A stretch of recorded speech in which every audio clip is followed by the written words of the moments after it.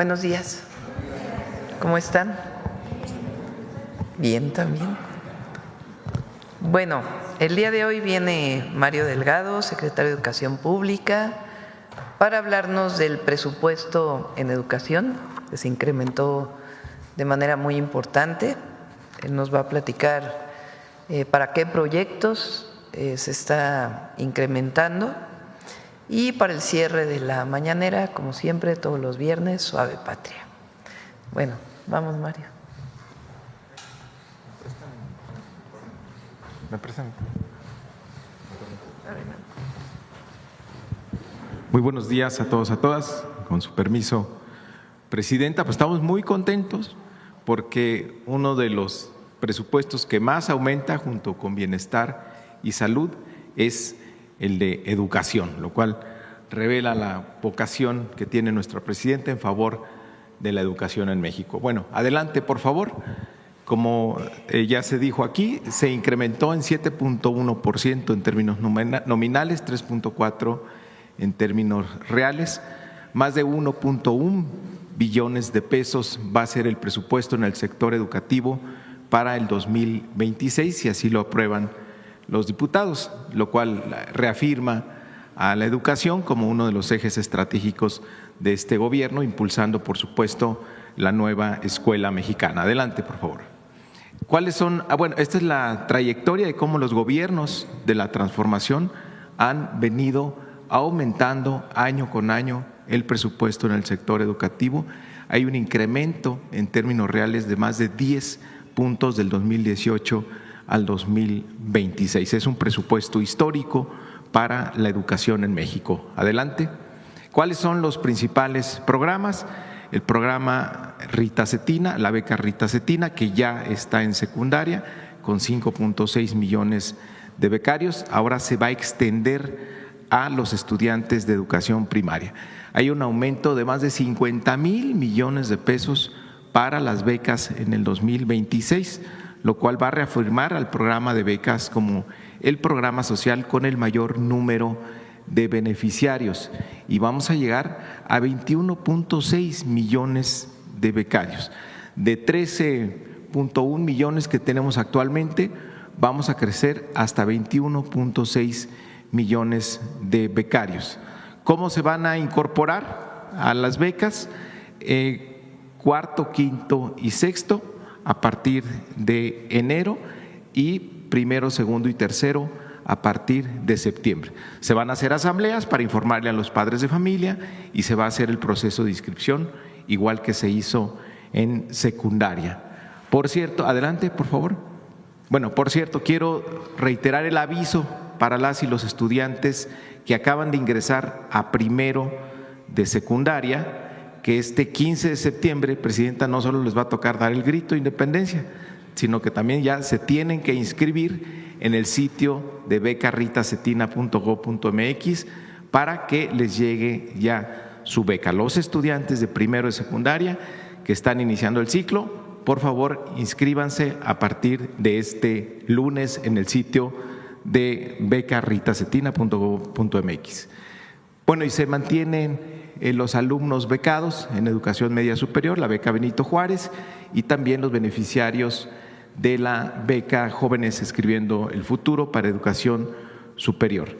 En total, en el 2026, el presupuesto de becas va a superar los 185,000 millones de pesos. Adelante, por favor. La escuela es nuestra, incrementa en 1,000 millones de pesos, lo cual nos va a permitir tener la cobertura, llegar al 100% de todas las preparatorias públicas. En este año se está haciendo la mitad, el siguiente año nos va a permitir llegar a 6,000 planteles, lo cual el 100% de las prepas públicas habrán tenido la intervención de la escuela es nuestra. Y también con las 75,000 escuelas que vamos a cubrir de educación básica, se va a llegar ya a una cobertura del 65% de estos niveles en toda la República. También se está priorizando a los planteles que tienen una mayor marginación y habrá un programa especial para ello que más adelante anunciará la presidenta Claudia Sheinbaum. Adelante, por favor. sigue la expansión de media superior, que nadie se quede sin lugar. Habrá una inversión de más de 5,000 millones de pesos en infraestructura para abrir 50,000 nuevos lugares, con 20 preparatorias nuevas, 60 ampliaciones y 30 telebachilleratos. Sigue la expansión de educación media superior del bachillerato nacional con la idea de que nadie se quede fuera, como dice la presidenta, de que todas y todos los jóvenes en nuestro país tengan el derecho de ejercer el derecho a la educación. Adelante. Bueno, la meta, como lo dijo la presidenta en su informe de gobierno, son 120,000 lugares, pero en el 2026 con estos 50,000 vamos a llegar ya al 73% de la meta en toda la administración, sumando los 38,000 que estamos abriendo este año, más los 50,000 del 2026. Vamos a llegar al 73% de la meta en el 2026. Adelante, por favor. Se mantienen los apoyos para la educación superior en nuestro país. Pusimos algunos ejemplos, cómo se incrementa el presupuesto de la UNAM, llegará a 53,700 millones de pesos, al Politécnico 22,400, a la UAM, más de 10,000 millones de pesos. El presupuesto total para educación superior son 167,000 millones de pesos, más el presupuesto para las normales, más el presupuesto para las universidades tecnológicas y politécnicas. En realidad es más todavía ese presupuesto para educación superior. Adelante. En la Universidad Nacional Rosario Castellanos continuará su expansión, tiene un presupuesto de 1,318 millones de pesos. Estas universidades que están a cargo de la Secretaría de Ciencia, Humanidades, Tecnología e Innovación, y llegará a una matrícula de más de 100,000 estudiantes en 19 unidades académicas. Adelante. Las universidades para el bienestar Benito Juárez también incrementará el número de planteles y el número de estudiantes. Tiene un presupuesto de 3,100 millones de pesos y llegará a una matrícula de 96,000 estudiantes en el 2026. Este es, en términos globales, el presupuesto que ha propuesto nuestra presidenta al Congreso para el 2026 para el sector educativo, y estos serán los principales programas. Muchas gracias. Gracias, Mario.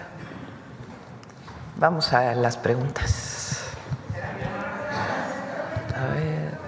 A ver, el compañero de Sonora que quedó ayer atrás y luego la compañera atrás que también había quedado.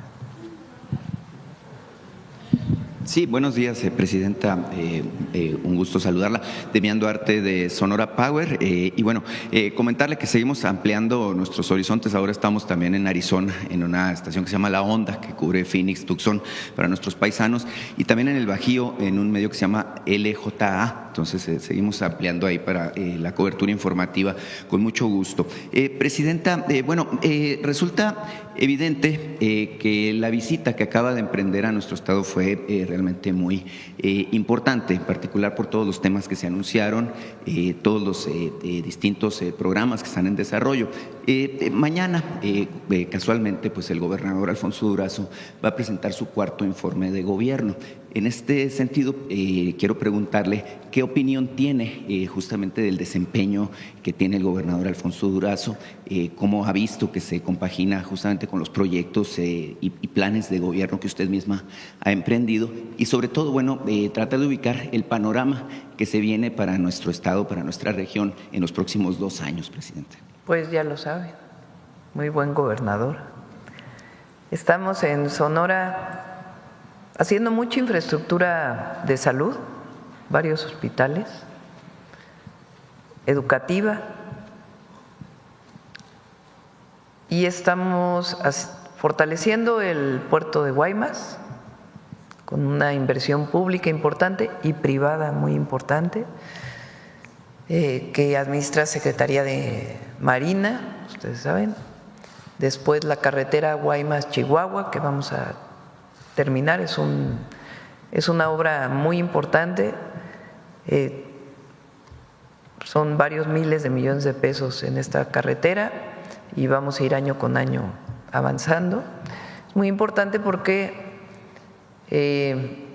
transporte de pasajeros, obviamente, automóviles, autobuses, pero el transporte de carga le permite tener una entrada a Ciudad Juárez, realmente, porque sería Guaymas, Chihuahua y después la carretera Chihuahua-Juárez. Se termina este año la Bavispe en Casas Grandes, que también es muy importante porque permite la conectividad también hacia Chihuahua, pero más al norte. Se está trabajando en distritos de riego, principalmente en el sur de Sonora, en un programa de agua, de abasto de agua para sobre todo la capital.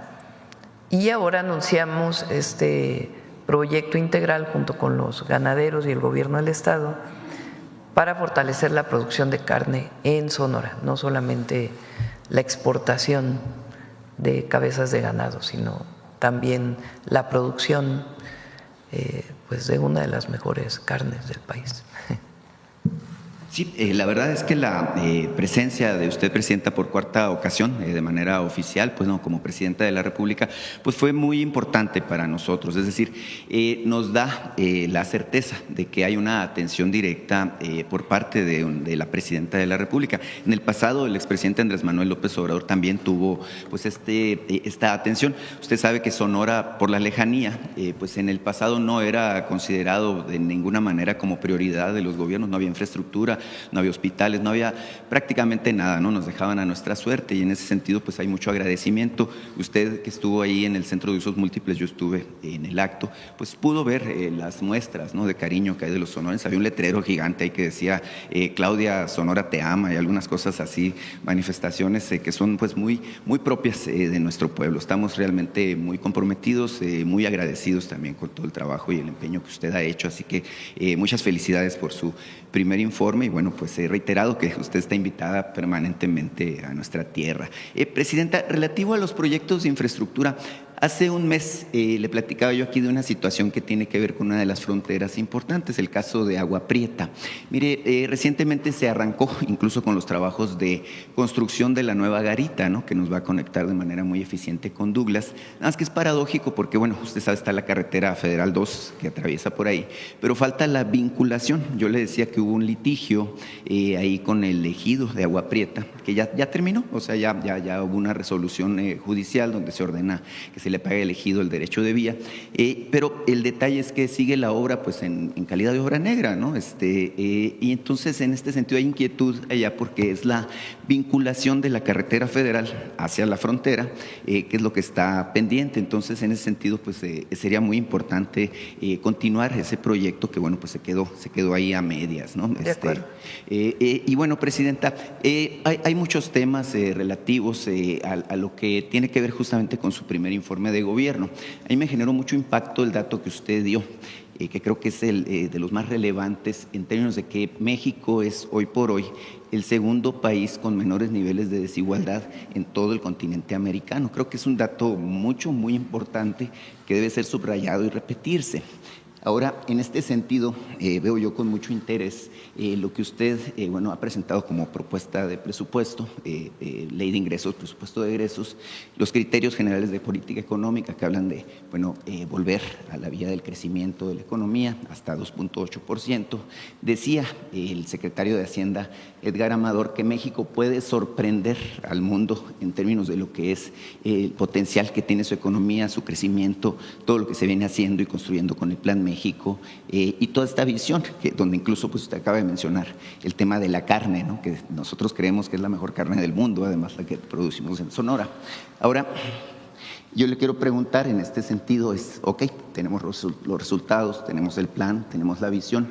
¿Qué expectativa tiene usted justamente para nuestro país en los próximos años? Es decir, vemos que salieron 13.400.000 personas de la pobreza multidimensional, 17 millones salieron de la pobreza por ingresos, pero obviamente que podemos pensar que el cielo es el límite al respecto, pero yo quisiera preguntarle muy puntualmente qué envisiona usted como presidente de la República en esta etapa de lo que pudiera ocurrir con México.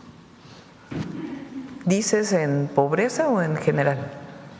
Bueno, en el caso de la pobreza es importantísimo, obviamente, pero obviamente en general también, ¿qué es lo que usted ve de nuestro país? Yo digo, México puede ser pues la potencia emergente del momento. Usted ha dicho, cuando presentó el Plan México, que tendríamos que convertirnos en una de las 10 economías más grandes y más potentes del mundo. Bueno, en ese sentido yo quisiera una opinión en general de qué es lo que usted ve. El objetivo es, durante mucho tiempo se habló solo del crecimiento económico. Esa era la medida preferida del neoliberalismo: crecimiento, crecimiento, crecimiento, que es producir más riqueza en los países. Muchos países que crecieron no necesariamente disminuyeron pobreza ni disminuyeron desigualdad. Nuestra visión no solamente es crecer, sino distribuir la riqueza para disminuir la pobreza. Hay 3 acciones que se siguieron con el presidente López Obrador que fueron claves para disminuir la pobreza y las desigualdades. Uno fue el aumento salarial, el salario mínimo,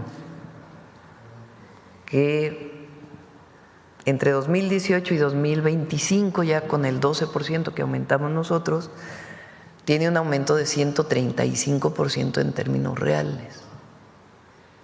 Pasó el salario mínimo de 3,000 y poquito a más de 8,000, 8,600 está ahora, ¿no?, el salario mínimo. Y en términos reales, es decir, quitando inflación, 135%. Aumentar el salario mínimo tiene un efecto redistributivo. Primero, porque no solo aumenta el salario mínimo, sino los otros salarios, el que sigue del salario mínimo, salario medio también aumentó. Es decir, todos empezaron a ganar más, todos los trabajadores y trabajadoras, producto del incremento al salario mínimo. O sea, hay una empresa que produce y antes le pagaba a los trabajadores poquito y ahora le paga más, pues hay distribución de la riqueza generada por esa empresa. Entonces, ese es el primero para disminuir pobreza y desigualdad. El segundo son los programas de bienestar, que son transferencias directas del gobierno que vienen de erradicar gastos suntuarios del gobierno y corrupción, porque de otra manera no se podría haber hecho. El que este año, el 2026, casi 1 billón de pesos, 1 billón, o sea, 1 millón de millones de pesos va a ser distribuido a través de los programas de bienestar, que son nuevos derechos sociales. Adultos mayores que tuvieran pensión o no y tienen 3,100 pesos mensuales por adulto mayor de transferencia directa, más todos los programas de bienestar, las becas importantísimas para poder mejorar la atención a las niñas y a los niños y además mejorar los ingresos de las familias que tienen hijos en edad escolar.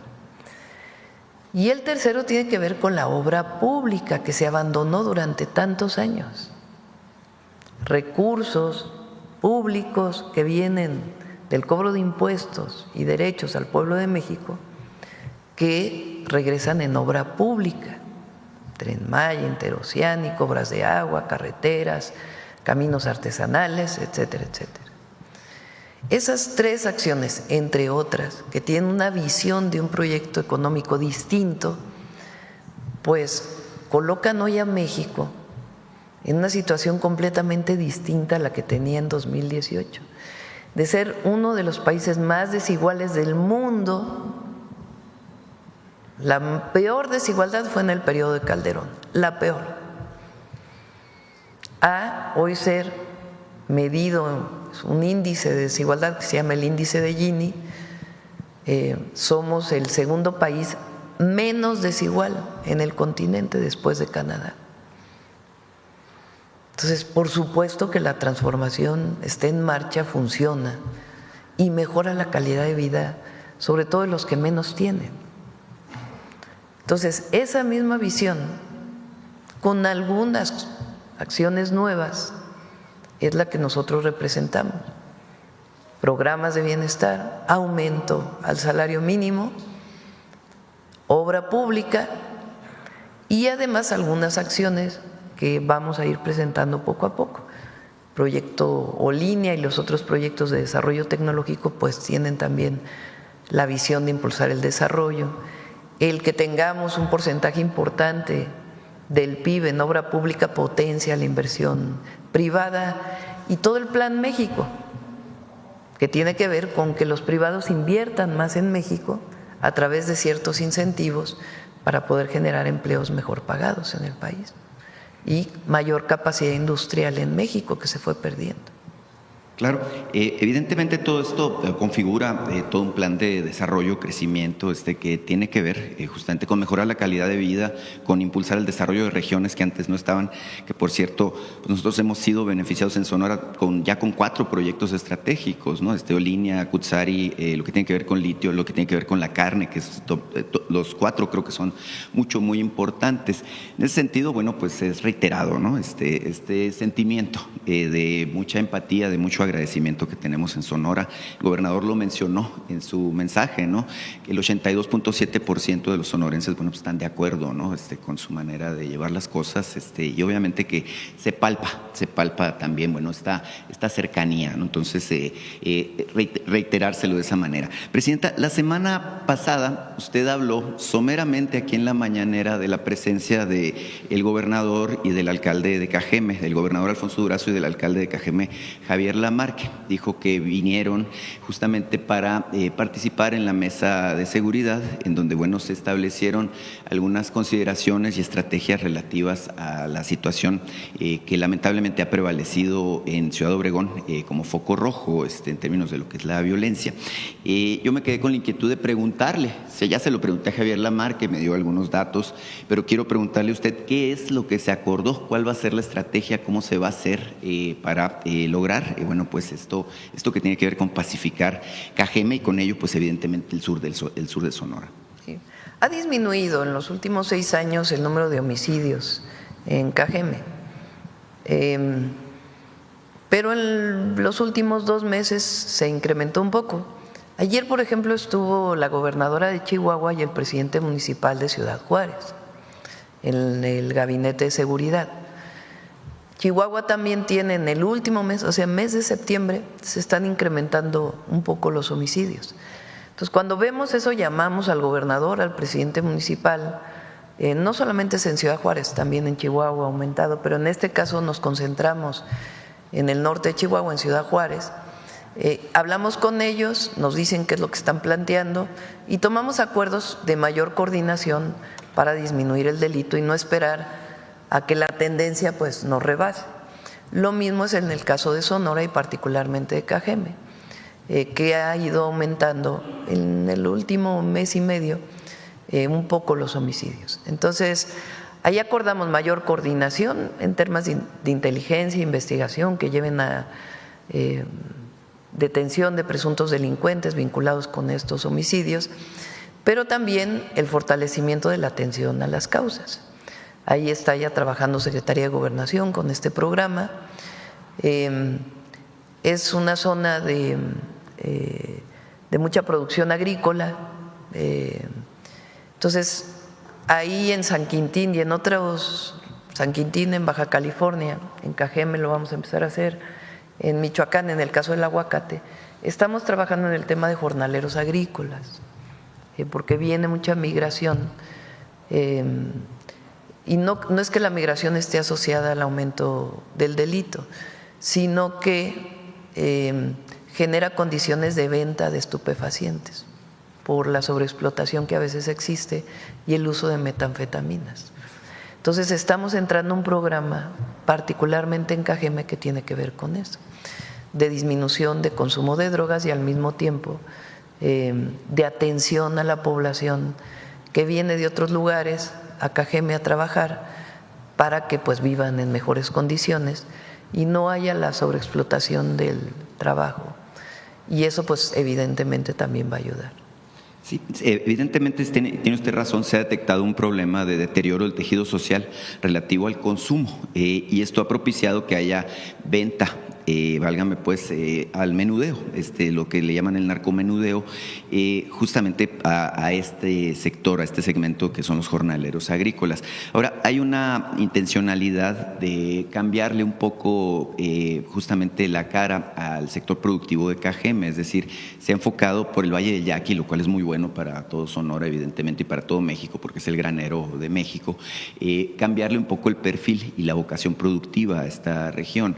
Y bueno, se ha planteado aquí la posibilidad de que se construya uno de los polos de desarrollo para el bienestar, justamente con esta visión para el sur de Sonora, particularmente a partir de lo que es Cajeme.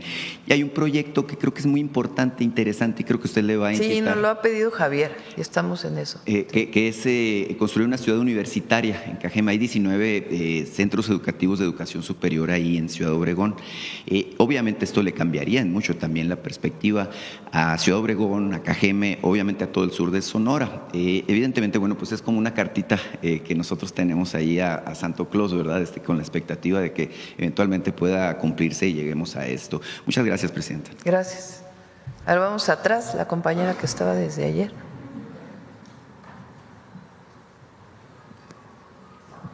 Gracias, Presidenta. Buenos días. Judith Sánchez Reyes, de Perspectivas MX y Grupo Milet. Presidenta, preguntarle cómo se van a manejar estos recursos que se recauden por la venta de refrescos. ¿Se va a crear un fondo, un fideicomiso? ¿Quién los va a manejar? Primero, reitero que el objetivo no es recaudar, sino no recaudar. En el caso de los refrescos, lo que queremos es que disminuya el consumo de las bebidas azucaradas.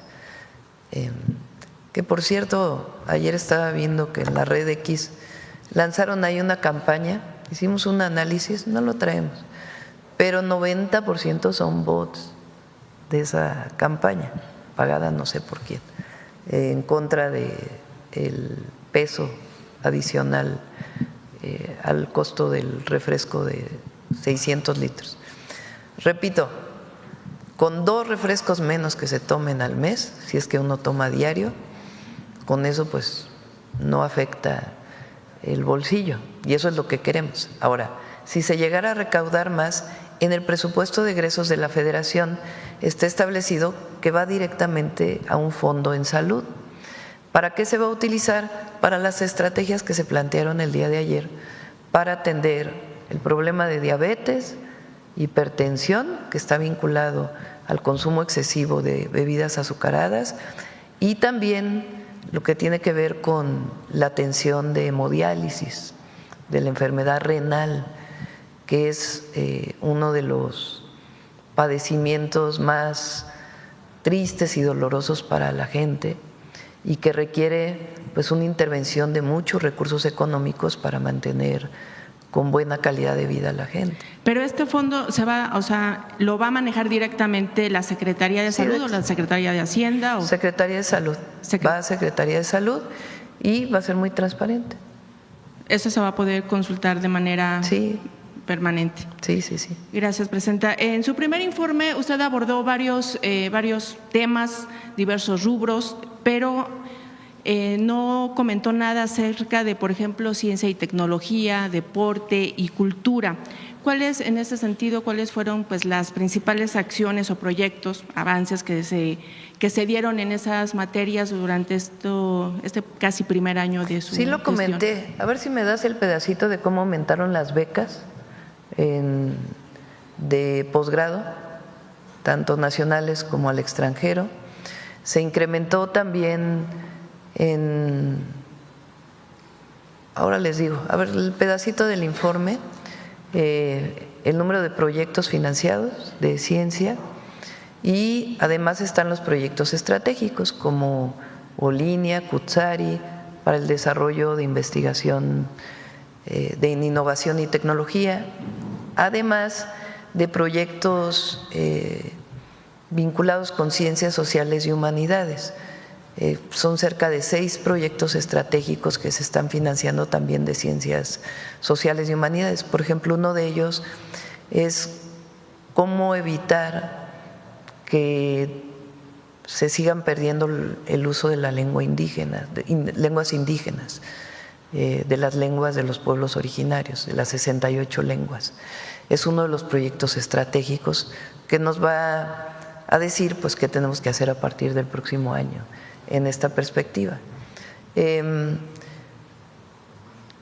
próximo año trae un aumento y por primera vez vamos a dar también nuevas plazas en institutos de investigación que desde hace muchísimos años no se daban. ¿Cuál es el porcentaje de aumento en ciencia y tecnología, Presidenta? No lo tengo en este momento, pero ¿Y en deporte y cultura?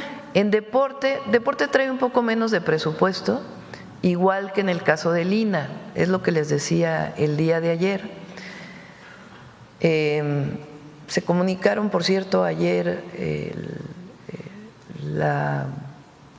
se me olvida el nombre del área administrativa nueva del Poder Judicial, órgano de administración, de que en efecto van a hacer una revisión del presupuesto del Poder Judicial. Nosotros estimamos que de lo que pidió la anterior presidenta de la Corte a lo que realmente necesitan, se puede disminuir el presupuesto del Poder Judicial como en 15,000 millones de pesos, que lo que le estamos pidiendo a la Comisión de Presupuesto es que sean distribuidos en deporte, en el INA, una parte en cultura y otra parte en inversión pública. Por ejemplo, en cultura se prevé un recorte de 16.1%. En ese sentido, ¿qué medidas pues tomará su gobierno para mitigar el La idea impacto? es que el presupuesto que se apruebe este año por el Congreso tenga un aumento. ¿Por qué no lo pusimos de origen? Pues porque el objetivo es disminuir el presupuesto que presentó la antigua presidenta de la Corte, que tenía un aumento absolutamente exagerado. ¿Por qué no lo movimos desde el inicio? Porque hay una ley que dice que el presupuesto que envían los organismos autónomos tiene que ser puesto en el presupuesto tal cual lo enviaron. Y el único que lo puede modificar es el Congreso. Entonces, la Corte aumenta su presupuesto, el Poder Judicial aumenta su presupuesto de acuerdo con lo que pidió la expresidenta de la Corte, Norma Piña, a el Congreso en 15% de aumento. Si van a disminuir los salarios, va a haber una política de austeridad en la Corte, pues evidentemente no necesitan 15% más. Solo que ya el nuevo Poder Judicial no tuvo tiempo de revisar esa solicitud y ajustarla. Nosotros le planteamos al Congreso que se disminuya ese presupuesto porque no lo necesitan para poder cumplir con sus funciones y que se aumente el presupuesto particularmente en deporte, en el INA, en cultura y en inversión. Y algunas universidades que salió su presupuesto un poco más bajo que el año pasado. Presidenta, y justamente haciendo referencia a que se acabó ya la época de salarios onerosos en todo el gobierno federal y el Poder Judicial, hace unos días la ministra Loretta Ortiz pues manifestó su desacuerdo, justamente el de que ella va a ganar escasamente 27,000 pesos más que su secretaria. O sea, el salario de la secretaria particular es de 110,000 pesos y ella cobrará 137,000 pesos. En ese sentido, ¿qué opina al respecto? Y también hace unos días se dio a conocer que el ex subsecretario Hugo López-Gatell, al ser nombrado ministro temporal, tendrá un sueldo de 260,000 pesos. O sea, ganará más que usted e incluso más que su antecesora, que cobraba 148,000 pesos mensuales. En ese sentido, pues ¿cómo se justifica esta diferencia de más de 117,000 pesos mensuales y qué criterios se toman justamente para determinar estos salarios, tomando en cuenta pues su remuneración en su cargo previo en el gobierno mexicano? ¿Qué es lo que pasa ahí con este sentido de la austeridad? Todo el cuerpo diplomático tiene ingresos mayores. Es el único lugar en donde se justifica, porque el costo de la vida afuera es mayor que en México. Pero su antecesora ganaba menos. No, tiene que ganar lo mismo que la antecesora, no no hay un aumento de salario para él. No sé de dónde tienen esta información, pero no debe ser lo mismo que gane, no hay un aumento en particular. Pero sí es importante que sepan que el cuerpo diplomático tiene un ingreso mayor porque pues sus gastos viviendo fuera del país son mayores y está justificado, así ha sido siempre. Ahora, se les redujo en el 2019, tienen menos gastos suntuarios que lo que tenían antes, pero está justificado. Y en el caso de Hugo, pues vamos a ver, porque tiene que ganar lo mismo que se ganaba antes, y si no, pues que nos informe Relaciones Exteriores. Pero es como parte de un tabulador, no es que haya un salario especial para alguna persona. En el caso de la Corte, pues ya saben lo que pienso.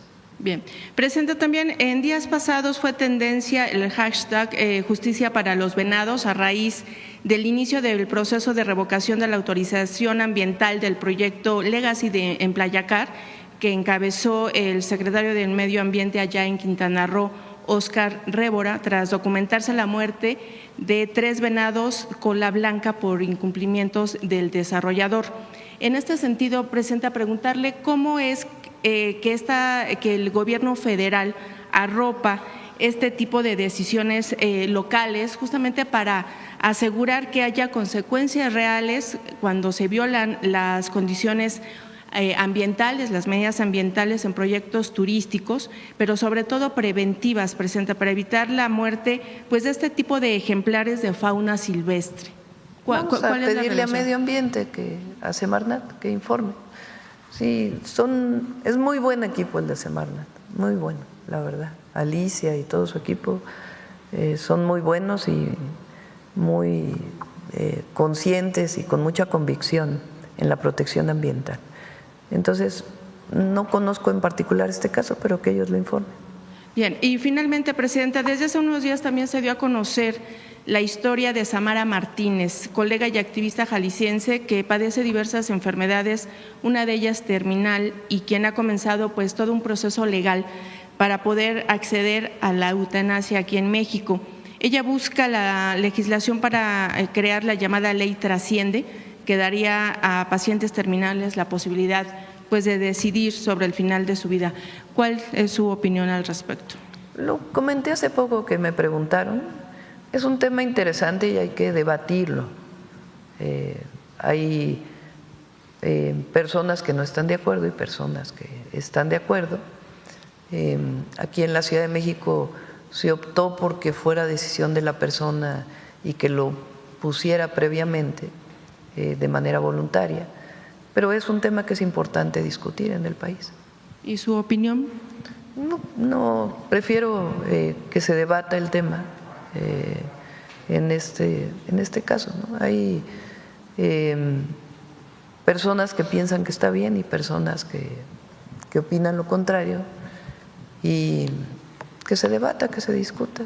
Es importante frente a un sufrimiento como este que haya un debate en el país sobre esto. Gracias, Presidenta. Sobre Alma. Gracias, Presidenta. Buenos días. Presidenta, ayer China se opone para lo de la propuesta de incrementarle los aranceles, dice que no va a aceptar medidas de coerción. ¿Qué opina usted? Bueno, primero, no son medidas de coerción y no son contra China. Eso es muy importante. O sea, no son medidas contra un país. Tenemos muy buena relación con China y queremos seguir teniendo muy buena relación con ellos. Entonces, no son contra un país en particular, ni mucho menos. Son decisiones que tomamos para todos aquellos países con los que no tenemos acuerdo comercial, de libre comercio. Entonces, no estamos violando, digamos, ninguna norma internacional. Y hay muchos países en esta condición. Es una decisión que se toma a partir del fortalecimiento de nuestra economía. Nosotros ya habíamos hablado con el gobierno de China hace algunos meses, fue una comisión allá Y aquí con el embajador, que hace poco le dimos sus cartas credenciales, también se habían tenido pláticas y la próxima semana va a haber pláticas con ellos en particular. Corea del Sur también se acercó al canciller para poder tener pláticas y siempre vamos a estar abiertos a las pláticas y no es nada contra ningún país en particular. Es una decisión que consideramos importante para fortalecer la economía de México. Pero la plática con todos está abierta. Entonces no son ni discriminatorias, ni de coerción, ni nada que tenga que ver con eso. Es para todos los países con los que no tenemos acuerdo comercial y el objetivo es fortalecer la producción nacional. ¿No teme usted que con estas medidas pueda haber una caída en el intercambio comercial con esos países? No, nosotros prácticamente exportamos muy poquito a esos países, muy poquito. La mayoría lo importamos y no es para todo lo que ellos producen, ingresan a México con bajos aranceles. Es para ciertos sectores que consideramos que son importantes fortalecer en su producción nacional. Entonces, vamos a dialogar con ellos, pero sí es importante que se sepa a todo México y a al pueblo de China, al pueblo de los países en donde se está haciendo eso, que no tenemos absolutamente nada contra ellos, al contrario, mucha admiración, respeto del trabajo que realizan y de cómo han promovido su desarrollo, pero son decisiones que consideramos importantes tomar porque nuestra visión pues es fortalecer a nuestro país, pero siempre va a haber diálogo con ellos. Gracias, presidenta. ¿Se suma usted al llamado que ayer hizo el canciller a los consulados y paisanos en Estados Unidos a que no celebren las fiestas patrias por temor a redada? Sí, más que no celebren, que tengan precaución. Esa es la orientación que tomó la decisión Cancillería de orientar. En los consulados siempre se hace el grito y se va a hacer en todos los consulados de México en el mundo, no solamente en Estados Unidos. Es una celebración de nuestra independencia, pero pues bajo las condiciones que hay en este momento en Estados Unidos, se dijo pues que se acerquen al consulado y que juntos se tome la decisión. Gracias. Por otro lado, y al mismo tiempo también se hizo la comunicación a las autoridades de Estados Unidos, pues que era el Día de la Independencia de México y que muchos paisanos lo celebran allá. ¿Y ellos les contestaron algo? Aún no han contestado. Gracias. Por otro lado, se ha publicado que en todas las aduanas del país operan al menos 555 empresas que podrían estar relacionadas con conductas presuntamente ilícitas, de acuerdo con la investigación que abrió la Fiscalía General de la República tras el aseguramiento del diésel que transportaba el buque en marzo. ¿Qué información le han entregado sobre este tema, presidenta? La investigación que se deriva, obviamente hay una parte que pues se resguarda por motivos de estar en proceso de investigación. La investigación que se hizo a partir del conocimiento del buque que llega a la costa de Tampico, que reporta que trae naftas, una sustancia que podía entrar con un permiso temporal de importación y no pagar impuestos. El descubrimiento de que en realidad no era nafta, sino era diésel. La investigación que se realiza, las detenciones que se hacen en ese momento en flagrancia y la investigación que se realiza de toda la trazabilidad, pues lleva a la detención de estos elementos de la Marina y a empresarios y a civiles que se dedicaban pues a este ilícito que provoca un doble daño, porque es el no pagar impuestos por la importación del combustible y al mismo tiempo es un daño para que quien importa legalmente o quien produce, que es Pemex en nuestro país, pues no pueda vender el combustible porque se está vendiendo de manera ilícita a precios menores por no haber pagado impuestos. Entonces de ahí viene una investigación muy amplia. Como bien dijo aquí el fiscal, el almirante secretario, el secretario de Seguridad, no ha terminado las detenciones. Todavía sigue la investigación en curso. Entonces, pues se va a ir informando conforme vengan estas detenciones. ¿Qué decimos por parte? Que es muy importante porque los adversarios y algunos dueños de medios de comunicación, bueno, de concesiones de medios de comunicación y comentócratas y demás, dicen la corrupción lo estamos deteniendo nosotros. Bueno, no la presidenta, obviamente, pero en nuestra administración, con las investigaciones. Es decir, cuando decimos es cero impunidad, es cero impunidad. Todo lo que dicen de que si estuvo involucrado el anterior secretario, las investigaciones dicen y la Fiscalía establece quiénes están vinculados y quiénes no. Y hasta ahora, en particular en el exsecretario, incluso el fiscal dice vino a denunciar y a partir de ahí se abrió una investigación. Ahora, ¿por qué hay detenciones? Pues porque se descubre en particular este buque que llega a Tampico y a partir de ahí pues se abre una cadena de investigaciones. Lo mismo hay otra de investigaciones que tienen que ver con el combustible que se encontró en ferrotanques que venían en ferrocarril y que también era ilegal. Entonces, ¿cuántas empresas? ¿Quién más está involucrado? Lo tiene que determinar la Fiscalía. Lo importante es que se está trabajando para que se erradique por completo el contrabando de combustible.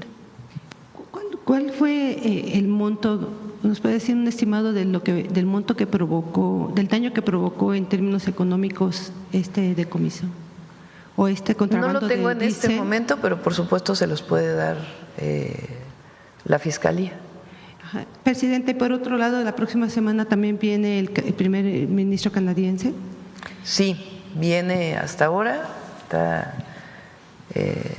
por confirmarse ya en estos días, pero viene el 18 de septiembre, va a estar aquí todo el día en Palacio Nacional, vamos a tener varias reuniones y se va a dar conferencia de prensa conjunta ese mismo día. Hasta ahora es el planteamiento de la agenda que estamos realizando. Después el 19 él tendría algunas reuniones y ya regresaría a Canadá. ¿Qué son los temas, sobre todo la renegociación o pues la idea es, la revisión del tratado? Perdón. Hay mucho comercio, ambos tenemos mucho comercio con Estados Unidos, pero también hay mucho comercio México-Canadá por el tratado. Y también hay mucha inversión de empresarios canadienses en México. Un caso es la minería, que tiene sus particularidades, que como siempre hemos dicho tiene que cumplir con toda la normatividad ambiental, pero hay otras inversiones. Hay inversiones, por ejemplo, en gas natural, que tienen mucho tiempo en el país. La empresa, una de las empresas concesionarias de ferrocarriles que era estadounidense se vendió a Canadá, TransCanada, es decir, una de las concesiones de ferrocarril que va de México hasta Canadá, atravesando por Estados Unidos obviamente, es canadiense, y algunas otras empresas que tienen deseos de invertir en México, el fortalecimiento del comercio a través del mar, de puertos. Hay varios temas que estamos trabajando. De mi parte, solo última pregunta, discúlpeme. Hace poco se publicó una información de Reuters en donde señalan que hay una cooperación con la CIA, hay una estrecha colaboración con la CIA para la detención aquí en México de capos. Quisiera preguntarle específicamente si es así o para localizar a los narcotraficantes, ¿está recurriendo o hay un acuerdo con elementos? Es falso lo que dice Reuters, falso. En ese reportaje se dice que hay agentes de la CIA trabajando con el ejército mexicano en las operaciones. Es absolutamente falso, no es verdad. Lo que hay, como siempre lo hemos dicho, es coordinación y cooperación en información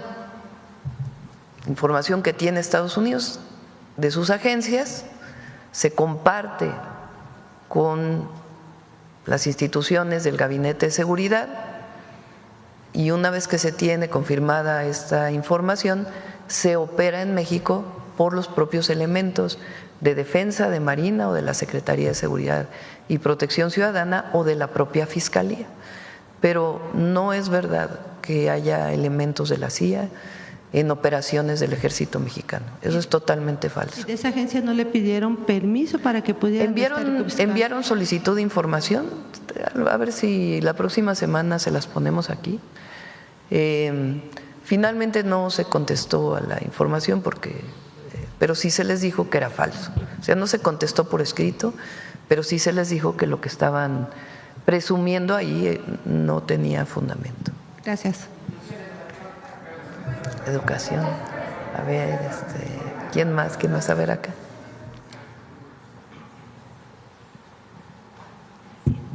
Buenos días, Yusber Carolina de Código Libre. Presidenta, con el tema que está del líder de la Luz del Mundo, hay acusaciones en Estados Unidos contra los dirigentes de la Luz del Mundo. Aquí en México le han solicitado algún tipo de colaboración o entrega, ya que hay varias personas involucradas, hasta legisladores involucrados con la Luz del Mundo. No tenemos esa información de que haya alguna investigación en particular relacionada con eso. ¿No le han pedido nada de los que están aquí involucrados en México? Nada. En otro tema, con lo ocurrido en Iztapalapa, tristemente, ¿cómo estaría dispuesto el gobierno federal entonces en hacer una revisión integral para todos los permisos de carga de estos camiones en el país?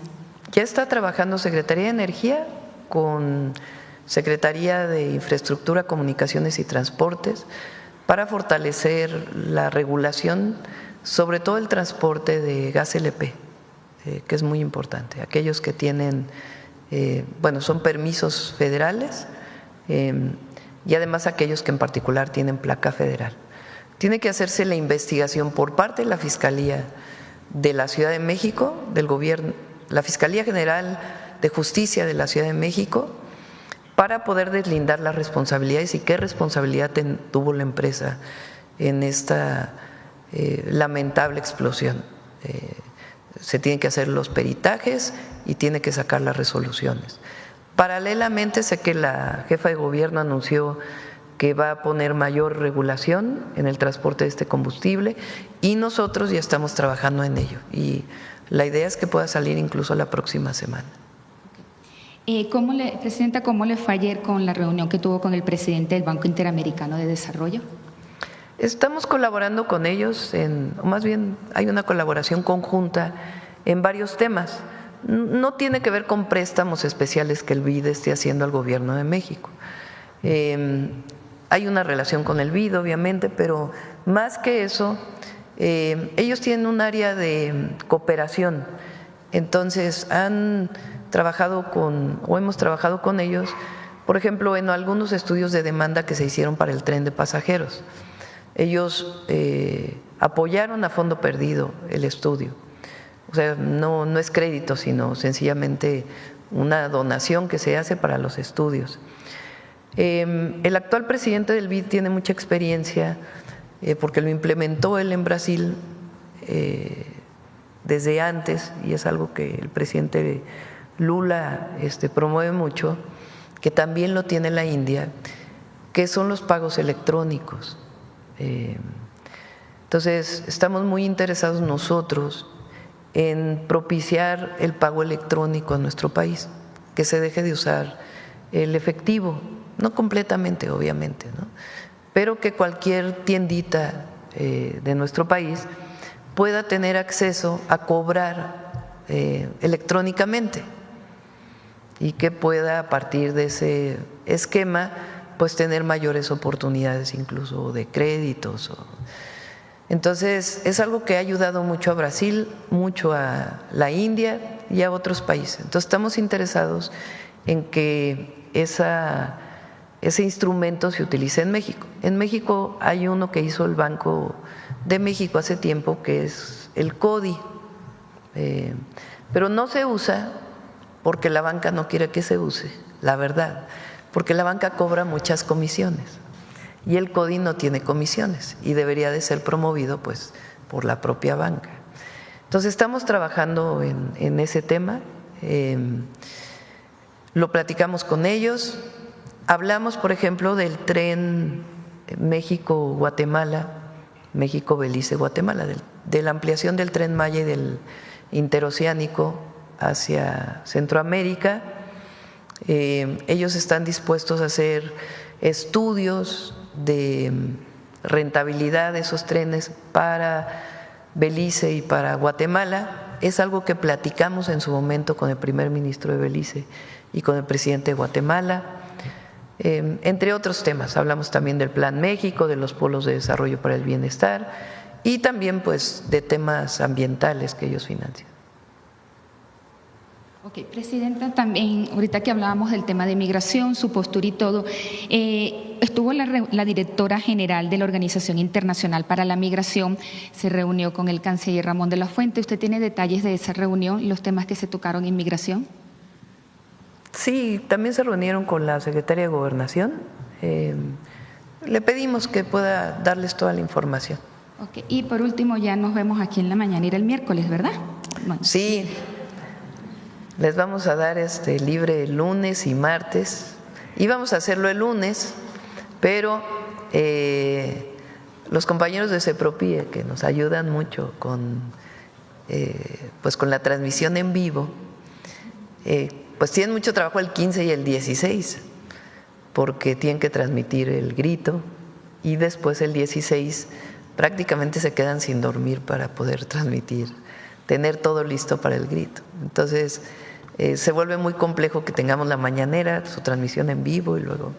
Entonces, esa es la razón por la cual 15 y 16 no va a haber mañanera y nos vemos hasta el miércoles. Bueno, nos vemos en el grito, espero que estén. Gracias. A ver, la compañera que… Buenos días, Presidenta. Yana Alcántar de PopLab de Guanajuato. El lunes la Universidad de Guanajuato inauguró la exposición Iconoclasia. Sin embargo, pues, ¿qué, perdón? La exposición Iconoclasia. Sin embargo, unos días después, el jueves, pues ya estaba desmontada. Fue creada por Eder Damián Martínez Reséndiz, estudiante de la licenciatura en Artes Visuales, y bueno, fue clausurada cediendo a la presión que ejercieron en redes sociales católicos practicantes, grupos conservadores y la propia Iglesia Católica, quienes consideraron la muestra como una falta de respeto y una ofensa al uso de imágenes y símbolos religiosos. Asimismo, en el estado de Guanajuato, el gobierno planea llevar a las escuelas un programa de educación sexual basado en el modelo construido por el Centro Las Libres, el cual es referente en la promoción de los derechos de las mujeres. Sin embargo, pues también grupos conservadores han mostrado su inconformidad porque aseguran que se va a promover el aborto y la confusión de género. En su opinión, o también si nos puede responder el secretario Mario Delgado, ¿cómo se puede garantizar que en instituciones públicas y laicas prevalezca la libertad de expresión y de creación sobre los intereses de iglesias y grupos conservadores?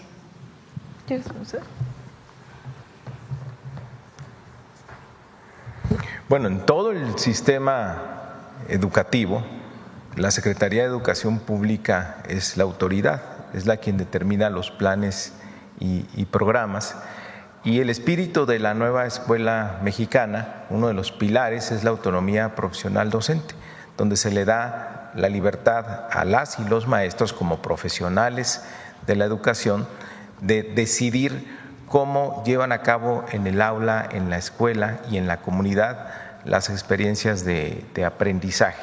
Todo el modelo pedagógico se basa en eso. Hay una serie de contenidos en educación primaria, en educación secundaria, y ellos tienen la libertad de ejecutarlos. Ninguna autoridad estatal podría prohibir algún contenido como tú lo estás señalando. Gracias. Y, Presidenta, ¿qué mensaje? La educación pública en México es laica. Eso es producto de la reforma del siglo XIX. Y al mismo tiempo hay libertad de profesar cualquier religión. Y hay que respetar a quien profesa una religión. Pero la libertad conlleva al respeto de todas las expresiones.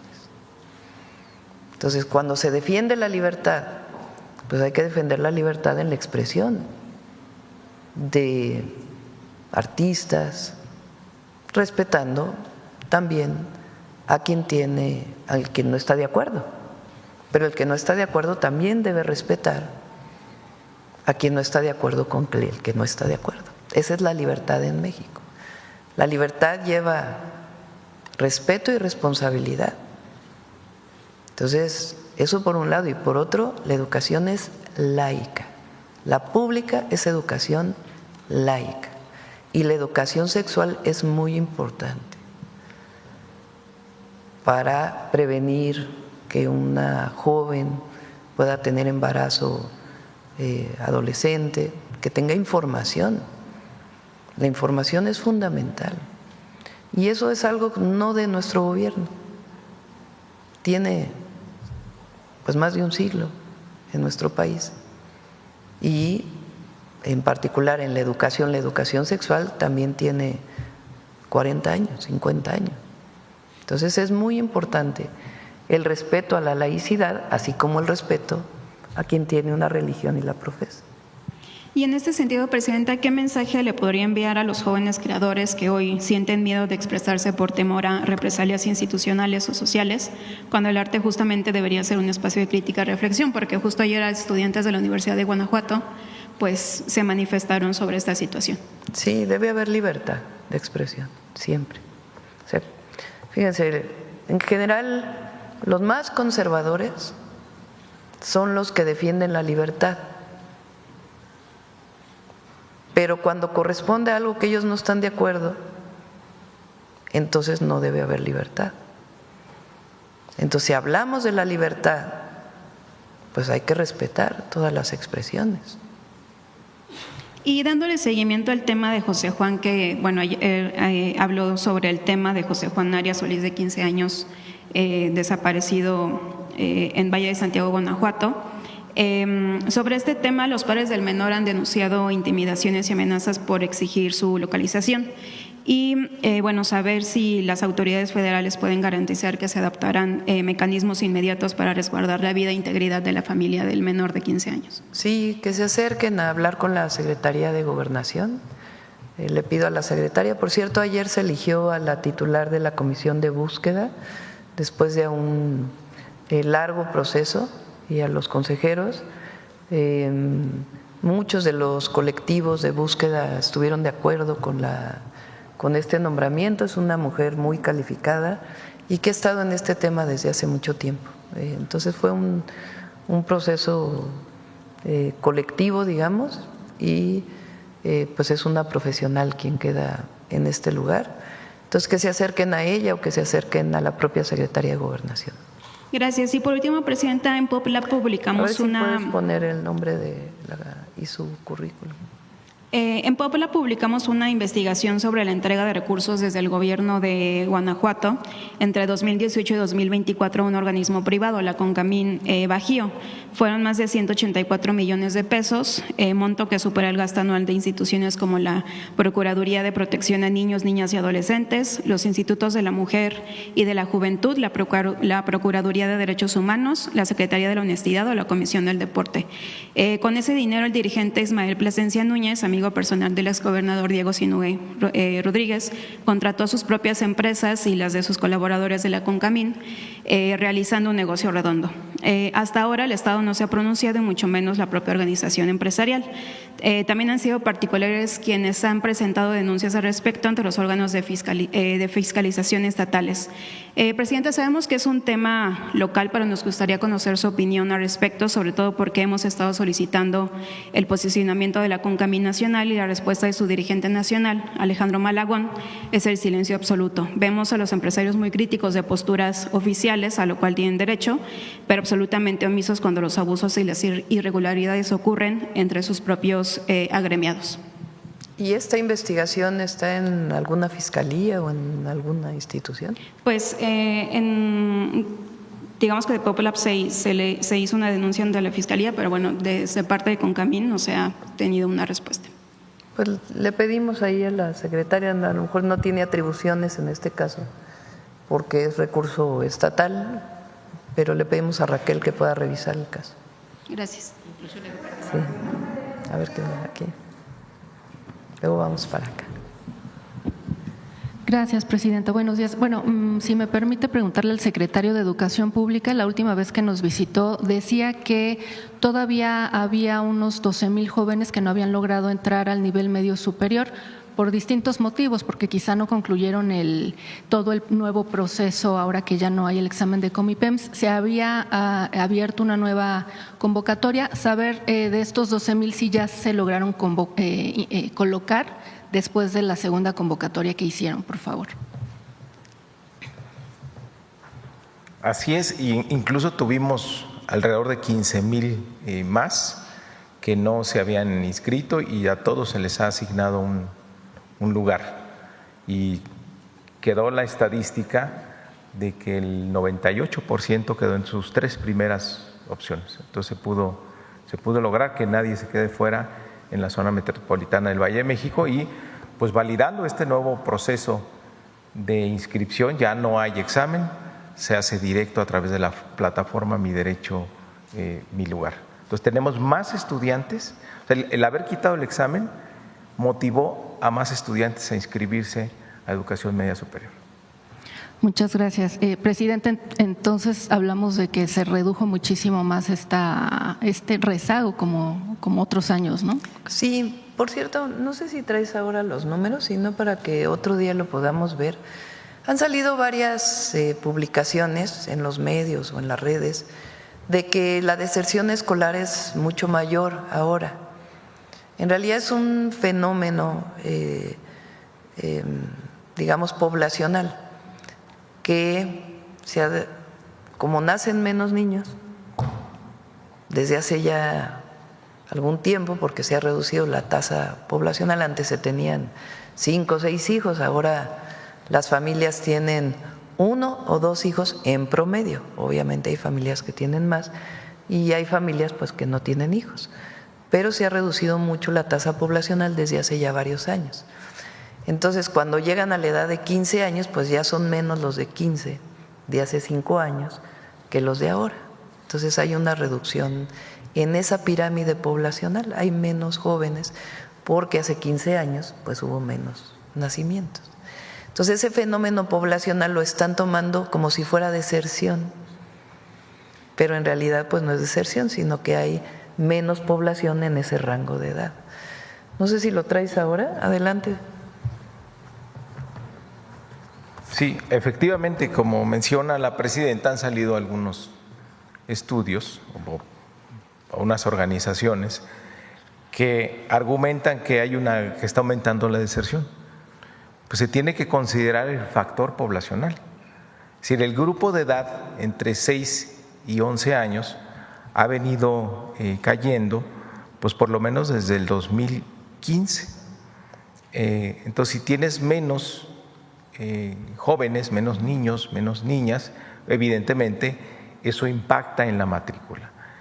Pero la deserción se cubre en cuántos ingresan, por ejemplo, en primaria, que es a partir de cuándo se puede medir, cuántos ingresan en un ciclo a primaria y cuánta esa generación, cómo concluye 6 años después. Esa es la forma correcta de medir la deserción. Y ahí en primaria pues tenemos una cobertura del 100%. Los niveles de deserción en primaria son muy bajos. Y ahí, además, ahora con la beca Rita Cetina, pues eso se va a consolidar.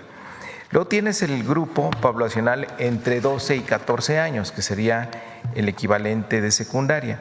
Y también ya tienes una tendencia poblacional hacia la baja, que también se ve reflejada en la matrícula. Y ahí sí hay un porcentaje de deserción que están alrededor del 3.7%. Ahora con la beca Rita Cetina nosotros estimamos que eso va a disminuir, pero tenemos una cobertura del 93% en secundaria. Y en el grupo poblacional de entre 15 a 17 años, ahí todavía sigue creciendo. La curva nos indica que el bono demográfico pues va a empezar a declinar a partir del 2030. Ahí todavía tienes incrementos en la población total, y ahí es donde tenemos el reto de evitar la desafiliación. La cobertura es de 80%. Presentábamos en las metas que estableció la presidenta en su informe de gobierno de llegar a 120,000 lugares más. ¿Para qué?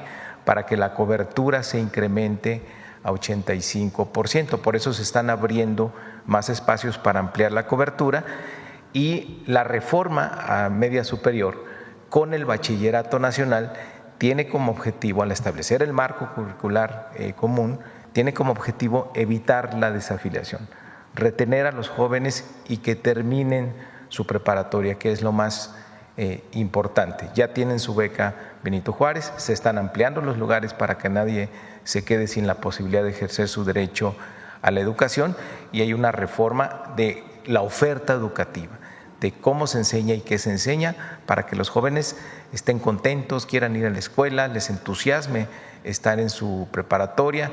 Habrá, como nos ha pedido la presidenta, mayores actividades deportivas, culturales, musicales, que fortalezca el sentido de pertenencia, que hagan muchos amigos, que la pasen bien y además aprendan. Esta facilidad también del marco curricular común, que permite la movilidad de un sistema a otro, pues va a evitar también la desafiliación. Entonces, ese es nuestro objetivo en ese grupo poblacional, y es donde más se está trabajando para evitar la desafiliación ahí. Pero, pues es incorrecto el sumarle la disminución en la población como si fuera deserción. Siempre hay que comparar con el grupo poblacional vigente y evaluar su tránsito por el sistema educativo. Gracias, secretario. Y una disculpa, presidenta, no me presenté, Joana Flores de Grupo ASIR. En otro tema, hace unos momentos hablaba usted de salario mínimo, presidenta, saber si ya tienen definido cuánto podría incrementar el próximo año. Sé que hay una Comisión Nacional de Salarios Mínimos donde se trabaja todo este tema, pero ¿cuál sería la propuesta de su gobierno para 2026? El objetivo que tenemos es que de 2025, bueno, que el objetivo es que en el 2030 un salario mínimo alcance para comprar 2.5 canastas básicas. En este momento alcanza para comprar 1.7 canastas básicas. Entonces, así está calculado cuánto debe ser el incremento salarial de cada año. Quisiera no decirlo en particular para el 26, pero ese es el objetivo y se trabaja conjuntamente, tanto con la representación de los trabajadores como con los empleadores, con los empresarios. Pero ese es el objetivo y lo vamos a alcanzar. El año, bueno, para este año fue 12%, ¿es algo similar? Puede seguir aumentando el mismo porcentaje y llegaríamos a las 2.5 canastas básicas, evidentemente manteniendo la inflación en máximo 4%. Gracias, presidenta. En otro tema, también preguntarle, dentro de 8 días se cumplen 40 años del terremoto del 85, saber si tiene alguna actividad, pues además del izamiento de la bandera en el Zócalo, algo adicional para conmemorar estos 40 años. Pues viene el simulacro, como todos saben, yo creo que hay que concentrarnos en ese ejercicio, a ver si viene Laura el miércoles para poder platicar del simulacro, cuántos se han inscrito al simulacro, es en todo el país y particularmente aquellas zonas de sismo, y también el sonido que ya sale en los celulares, que ya todo el mundo va a tener en su celular en ciertos lugares. ¿Usted se va a concentrar aquí? Sí, vamos a estar aquí y aquí pues estaremos pendientes del simulacro. habrá mañanera también. Va a haber mañanera. Y bueno, normalmente el izamiento tendría que ser después del izamiento de la bandera, ya nos pondríamos de acuerdo de la hora de la mañanera. Y finalmente, Presidenta, ayer acudió una comisión de activistas, empresarios, académicos de Sinaloa, explicaban que son las personas que marcharon el domingo pasado en Culiacán. Nos decía la presidenta de Coparmex Sinaloa, Marta Reyes, que le habían enviado a usted una carta con la petición de poderse reunir. Reconocen que han tenido acercamiento con el secretario Omar García Harfuch, pero que ahorita estarían solicitando, o que su preocupación, además de la seguridad, pues también es el tema económico. Ellos nos decían, hay una pérdida de más de 30,000 millones de pesos en el sector, pérdida de casi 20,000 empleos. Saber cómo están haciendo también ustedes, Presidenta, para apoyarlos en esta parte económica y si en algún momento se va a reunir con ellos. Por lo pronto se está reuniendo el Gabinete de Seguridad, estamos trabajando con el gobernador para lo que se requiera. Ha habido pérdida de empleo en Sinaloa, mucho tiene que ver con la sequía. Ahorita ya afortunadamente ya está lloviendo, pero la principal pérdida de empleo es el sector agrícola y no está necesariamente vinculada al problema de violencia, sino más bien al problema de la sequía. De todas maneras, pues es importante siempre apoyar a Sinaloa. Y son con muchos grupos que nos reunimos. El secretario de Seguridad y puede ir el secretario de Desarrollo Económico, de Economía a Sinaloa, ahora que vayan la próxima vez para hablar no solo con ellos, sino con distintos sectores. Muchas gracias. Porque hay, bueno, ya ni me quiero meter, mejor. Diálogo abierto, no necesariamente con un sector. Gracias, Presidenta. Buenos días, Presidenta. José Manuel Fuentes, de Capital 21, Corazón de la Capital. Preguntarle cuál es la importancia histórica de este presupuesto educativo, que es de 1.1 billones de pesos, sobre todo si lo vemos también desde el punto de vista histórico de que los gobiernos neoliberales fueron dejando la educación e incluso la intentaron privatizar con la reforma educativa.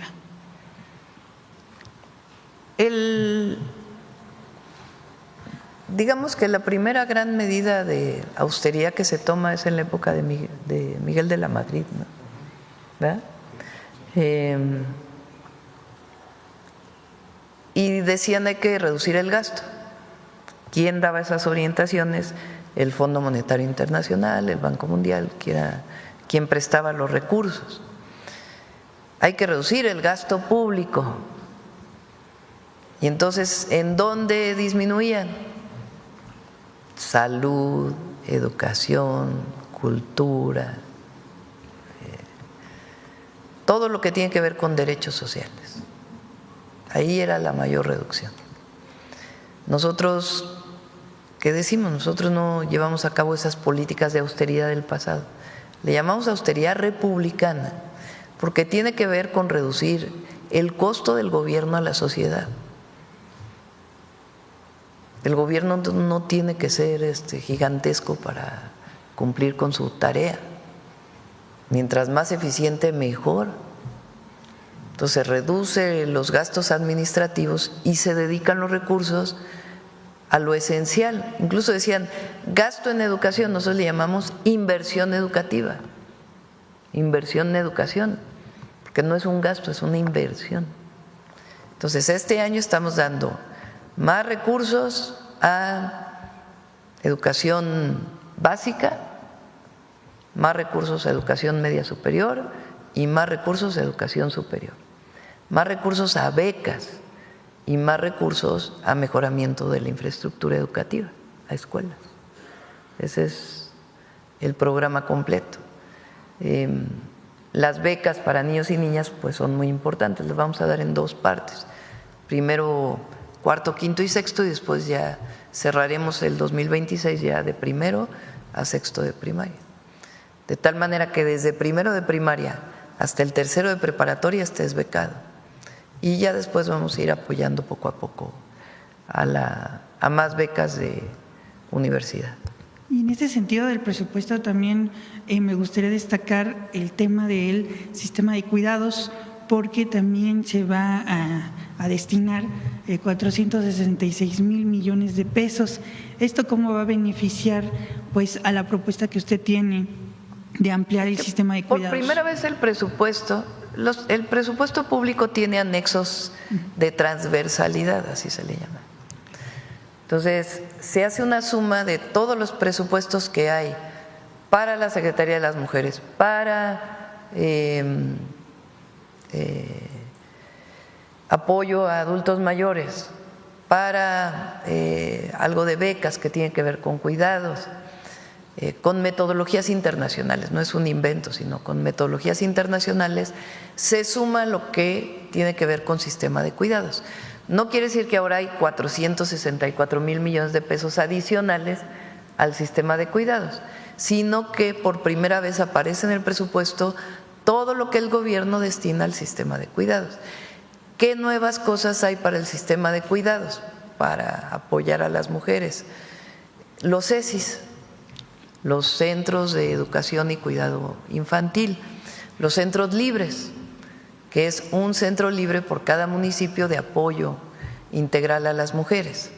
Esas dos son las principales acciones nuevas que se hacen dentro del sistema de cuidados. Hay un anexo transversal de pueblos indígenas. Entonces, no solamente viene ahora lo que es del FAIS que va a pueblos indígenas, o sea, el presupuesto que se da directo a las comunidades, sino también todos los apoyos del bienestar que van a comunidades indígenas, se suman y se ponen en ese anexo. Igual para mujeres, hay un anexo para el caso de género y otros temas.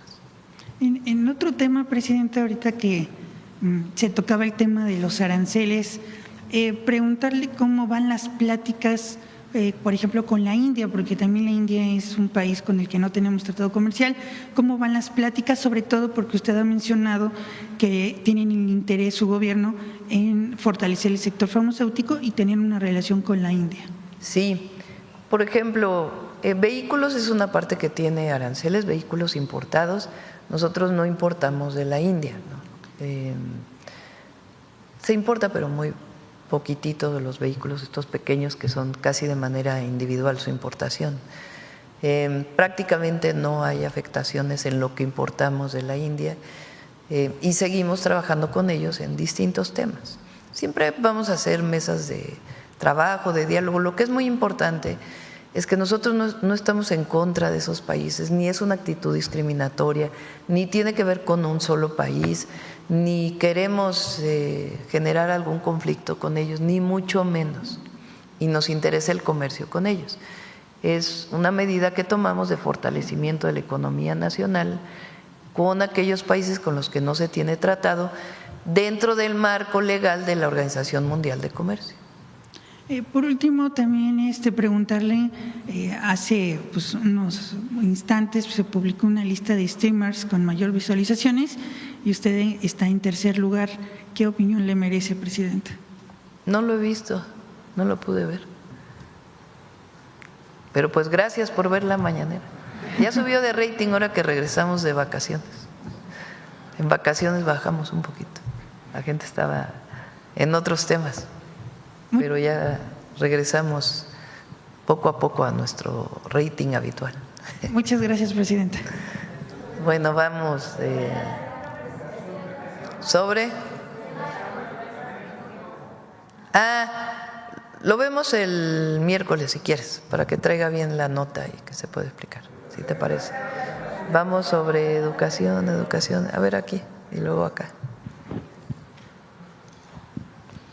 Buenos días, Presidenta. Julio Mar Gómez, de Medios Digitales del Pacífico, Más del Pacífico. Pues después de la tormenta viene la calma, Presidenta. Y en Baja California Sur, pues después del huracán Lorena, pues saldo blanco. Así fue el Consejo Estatal de Protección en coordinación con los 3 órdenes de gobierno, y pues Los Cabos también es bello, y pues afortunadamente entre sociedad y gobierno bajo al mando del alcalde pues se embelleció nuevamente y está al 100 turísticamente hablando Baja California Sur, y septiembre es el peor mes para los huracanes y se están preparando precisamente para ello. Presidente, tuve la oportunidad de estar en el IMSS Troncoso, IMSS del siglo XXI aquí en la Ciudad de México. Pues me he dado cuenta del cambio y el avance que ha tenido esta institución.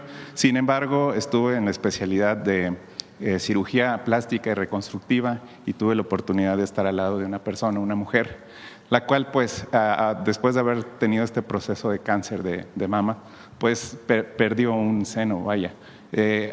Vi a otras personas que habían perdido 2. Había un programa en el IMSS, tuve la oportunidad de hablar con una médica especialista que comentaba que existía ese programa, ya no está, y pide si podría volverse a retomar, dado que pues es algo que a las mujeres afecta muy puntualmente en su problemas psicoemocionales. Sí, está contemplado. Todavía se hace, pero no, ahora lo vamos a implementar en el 26. Son parte de los planes que me propuso ZOE para el IMSS el próximo año y sí, es muy importante. Sí, es muy importante porque había el programa nada más de precisamente de que era a medias, vaya. Y ahora qué bueno que me da gusto escuchar esta muy buena noticia para las mujeres que enfrentan este grave problema. Presidenta, usted ayer platicaba sobre el huachicol. En mi estado pues no hay ductos de Pemex, no hay ductos de gas, no hay ductos de este tipo y a veces me preguntaban qué es el huachicol. Entonces les digo que pues dependiendo del huachicol fiscal, el huachicol de petróleo, el huachicol, entonces desde aquí, desde las dependencias de los legisladores se menciona el huachicol y no se le da el nombre completo, vaya, del delito que es, vaya, el robo de combustible, el contrabando, pues no pago de impuestos y demás. Y también se menciona mucho, y si queremos cambiar una cultura, pues de los cárteles, el cártel inmobiliario, el cártel del gol, el cártel de muchas cosas, y pues desde aquí mismo estamos cometiendo estos errores, incluso hasta en los propios medios.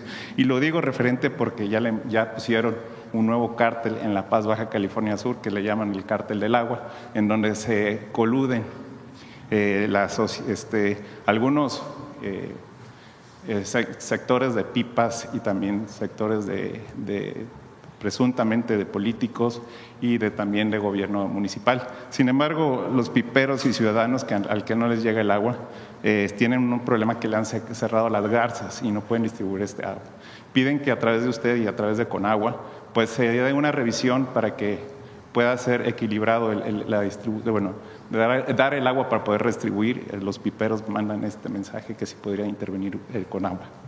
Sí, por supuesto, le decimos a Conagua. Muchas gracias, Presidenta. Y también preguntarle al secretario de Educación Pública, ¿cómo es que vincula todo lo que contempló la estructura, a la estructura esta que mencionó, a los programas de salud?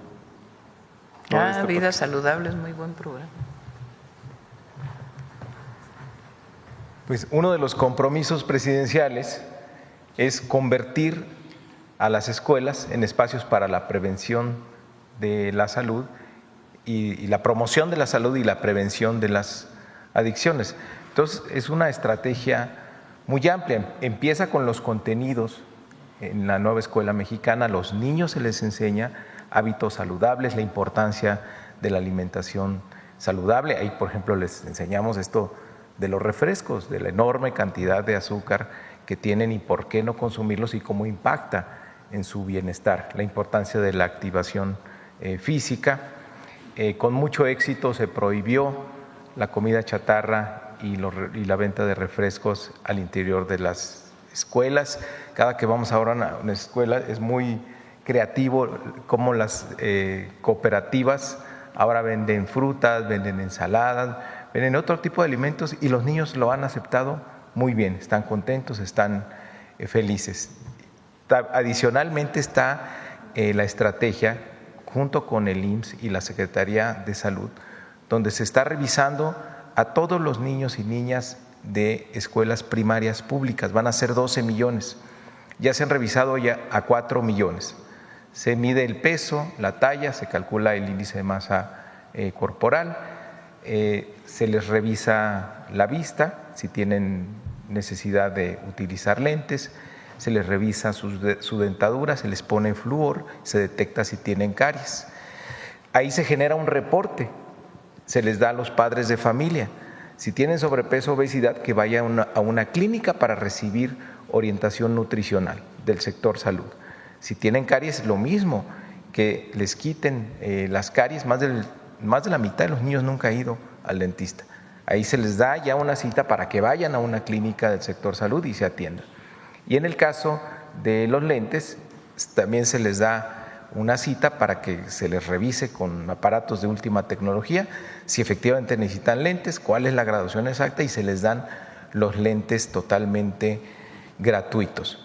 De los datos que tenemos ya, que no son encuestas, no son proyecciones, son datos reales de 4 millones de niños y niñas, tenemos que el 4 de cada 10 tienen sobrepeso u obesidad.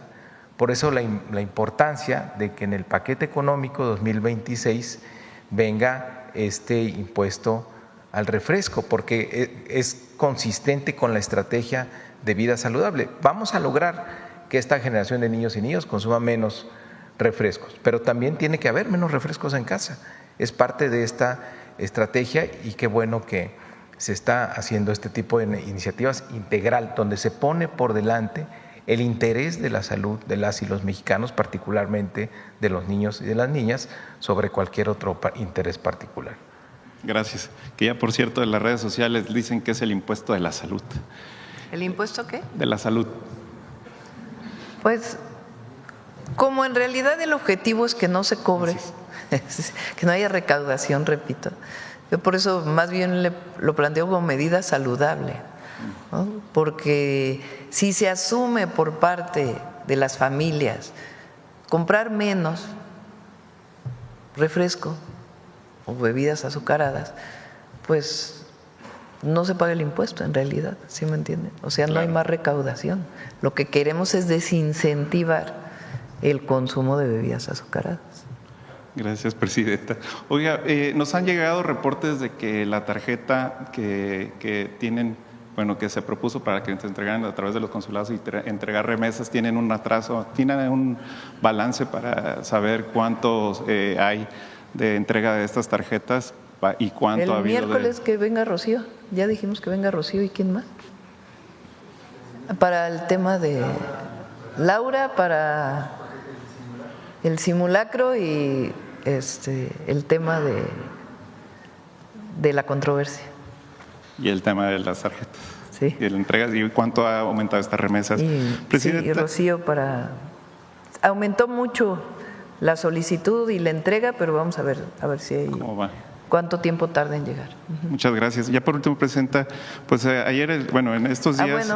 dígame. Recuerden que está suspendido, no sé si incluye a Finavién. No creo, porque es distinto, se hace desde allá. Estados Unidos puso un impuesto a todo lo que se envía desde todos los países del mundo a Estados Unidos. Y se tuvieron que suspender los envíos porque Estados Unidos todavía no tiene la plataforma de cómo se tiene que pagar ese impuesto. Entonces, prácticamente todos los países del mundo suspendieron los envíos. Por ejemplo, las líneas aéreas suspendieron los envíos de carga a Estados Unidos por esa vía, porque no está claro cómo se paga. Creo que ya lo están resolviendo y ya se van a reanudar. No sé si eso influya, pero lo revisamos. Muy bien. Presidenta, el senador Adán Augusto López dice que va a bajar las operaciones del Senado prácticamente en 500 millones de pesos. ¿Para qué alcanzaría si no lo solicitara el Senado en el gobierno de su administración? Pues educación, salud, cultura, lo que le falta a Lina y a cultura de presupuesto, que estoy segura que se va a reorientar del Poder Judicial, pero puede incorporarse, y obra pública, esencialmente creo que. Muchas gracias, presidenta. Sí. Bueno, dije que acá, ¿verdad? Gracias. Ya son 9:15. Gracias, además presidenta. salimos hoy de gira. Citlali Guerrero de Bajo Palabra. Presidente, el día de ayer Asipona colocó una reja con puntas cortantes en el malecón de Acapulco, en el mismo lugar en donde el artista visual y ambientalista Luis Arturo Aguirre se tiró un clavado para pedirle que escuchara al pueblo que pide que el Jardín del Puerto no tenga locales comerciales, como usted se comprometió aquí en noviembre. Preguntarle, Presidenta, si usted dio la instrucción de que se colocaran estas mallas. No di la instrucción, pero fíjate, puntas. Ese día que fui a inaugurar el Marinabús, la gente gritaba 80-20, 80-20. Y pregunté, ¿por qué es eso de 80-20? Me dicen, pues que quieren que 80% sea área libre. Verde. Y solamente el 20% sea verde y cultura. Sí, nada más que ya tiene banqueta, una parte del puerto. Entonces, pues esa parte no puede ser área verde. Entonces le pregunté al almirante, oiga, ¿y cuánto va a ser área libre? 90%, me dice. Le digo, entonces, ¿cómo 80-20? Si de área libre tiene 90. No, Presidenta. Y luego de área verde es 70%. ¿Por qué no puede ser más? Pues porque es justamente el malecón por donde se camina. Entonces, ha habido muchas reuniones y se ha explicado. Digo, no sé por qué se colocó esta reja, lo voy y es a con preguntar. punta cortante que impide pues la vista, o sea, los turistas que vayan. Pero no creo que sea definitivo, ha de ser algo temporal, pero lo preguntamos para que se te pueda informar. Pues sí, pero sí es importante que todos sepan. Que incluso lo dije en mi discurso.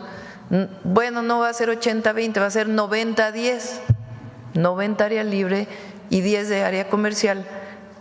El área comercial, ¿para qué es? Para poder mantener el espacio, no es ningún negocio de nadie, sino que las rentas van a permitir pues mantener todo el espacio. Y de área verde el 70%, porque pues tiene el malecón. Presidenta, el proyecto que presentó Asipona el 29 de julio y que es público tiene 24% de espacios verdes, 18% de locales comerciales, 9% para espacios artísticos que no cumplen con los requerimientos mínimos para hacer una presentación de danza, de teatro. O sea, el escenario es grava suelta, entonces no es el 90% que le informó esta persona, porque es público el proyecto y ellos mismos pusieron el porcentaje que solamente el 24% es área verde. Pues eso es lo que informamos, así va a ser.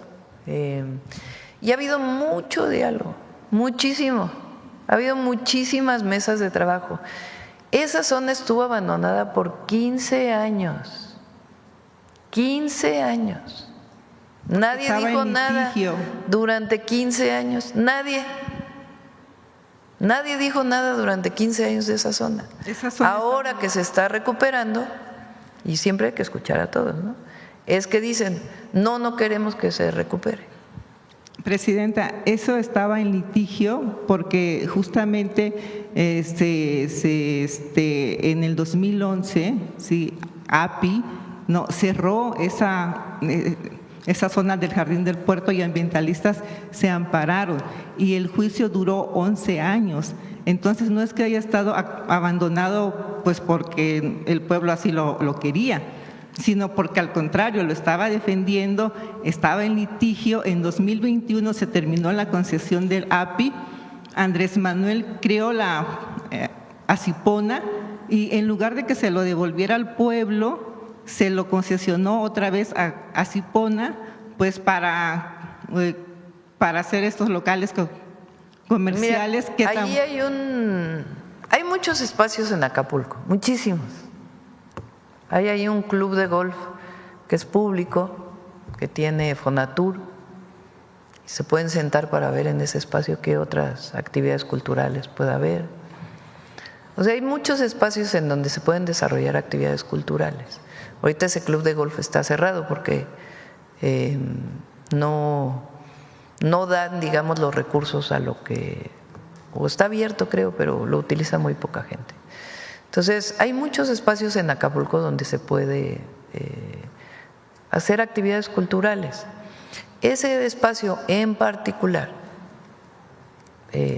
tiene un proyecto y hay diálogo, pero se tiene que tener la perspectiva de llegar a acuerdos, no de todo decir no, no, no, no, no. O sea, todo mundo tiene que buscar las mejores condiciones para el puerto.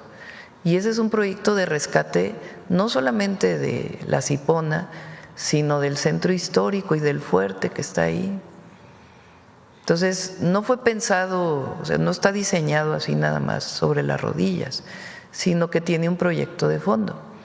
Y se puede platicar con todos los colectivos culturales de Acapulco distintos espacios adicionales donde pueda haber actividades culturales.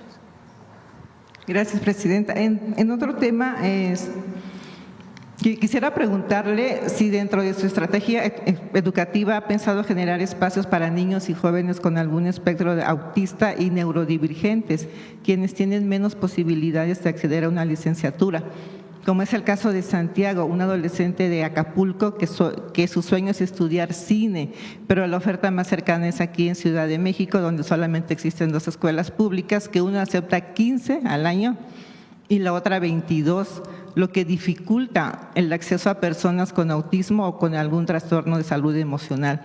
La mamá de Santiago le mandó una carta en donde le pide que abra un centro de capacitación cinematográfica en Chapultepec, en donde jóvenes como Santiago no sean rechazados. Usted aquí ha dicho que es feo que un joven sea rechazado en sus aspiraciones para estudiar. Entonces, pues actualmente Santiago está esperando los resultados porque postuló para el CCC. Lo vemos con gusto. Hemos estado platicando, ¿verdad?, del tema de autismo, incluso con Secretaría de Salud. Hay más casos ahora, no sé si es porque se reportan más casos y antes no se reportaban o por alguna condición. De hecho, Secretaría de Salud lo está revisando. Y sí es importante apoyar a las familias que tienen hijos con algún tipo de enfermedad de este tipo. Entonces estamos trabajando en ello y en particular este caso lo atendemos. Gracias, Presidenta. Gracias. Por último, Presidenta, sí, por favor, disculpa.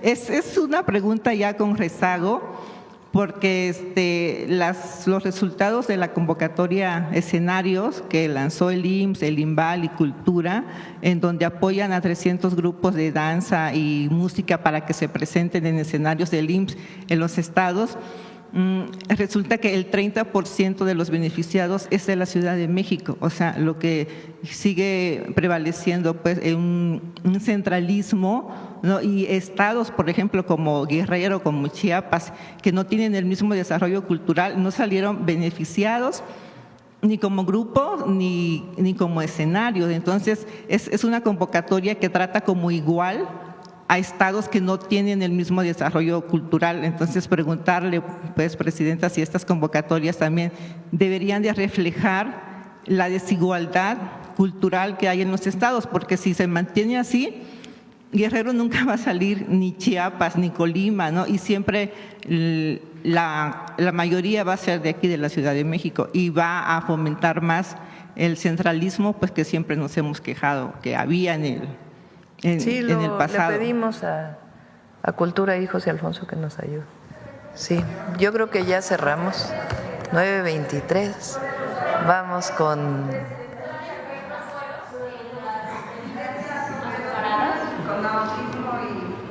El martes viene… no, el martes no hay mañanera, ¿verdad? Sí, le pedimos a Secretaría de Salud que pueda dar la información de todo lo que incluye las bebidas azucaradas. La Secretaría de Educación. ¿Perdón? Por la alza del jet que se le va a poner de videos agresivos. También lo trabajamos, lo traemos la próxima semana, ese tema, porque tiene que ver con seguridad también. Bueno, cerramos. Vamos con Suave Patria. Con su permiso, Presidenta. Gracias. Keaku Newarutsi, la saludo con mucha felicidad, Presidenta. Keaku, secretario, Keaku Yunaite, desde Palacio Nacional. Les acabo de saludar en la lengua wixárika, o el huichol, como muchas y muchos de ustedes lo conocen, una de las lenguas indígenas con presencia en el estado de Zacatecas. Nos encontramos a pocos días de conmemorar un aniversario más del inicio de nuestra independencia. Esta vez será una noche histórica, una noche de alegría, pues por primera vez una presidenta con A encabezará el tradicional grito, una de las ceremonias más entrañables de nuestra nación. De norte a sur, de este a oeste, todo el territorio estará lleno de fiesta. Celebraremos nuestra autonomía, nuestra soberanía, por supuesto nuestra libertad y sobre todo la identidad que nos une como mexicanas y mexicanos. Las plazas, los mercados, las calles de todo México estarán resonando con cantos y músicas que nos recuerden quiénes somos. Entre ellas destaca un sonido muy particular, interpretado con trompetas, clarinetes, tambores y tarolas. Al escucharlo, sentimos la emoción de pertenecer a una patria de tradiciones profundas y de cultura centenaria. Ese sonido nace en los callejones de Zacatecas, donde se creó una de las melodías más representativas de nuestro país. Así que, con su permiso, Presidenta, amigas y amigos, les invito a ver la siguiente cápsula.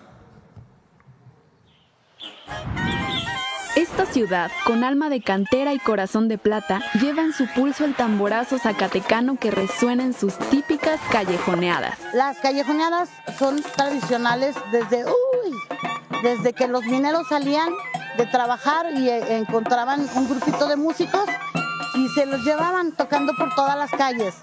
Pues mucha gente que viene de otros lugares pues se maravillan esta bonita tradición que tenemos, en la cual una callejoneada es andar por las calles de Zacatecas con música.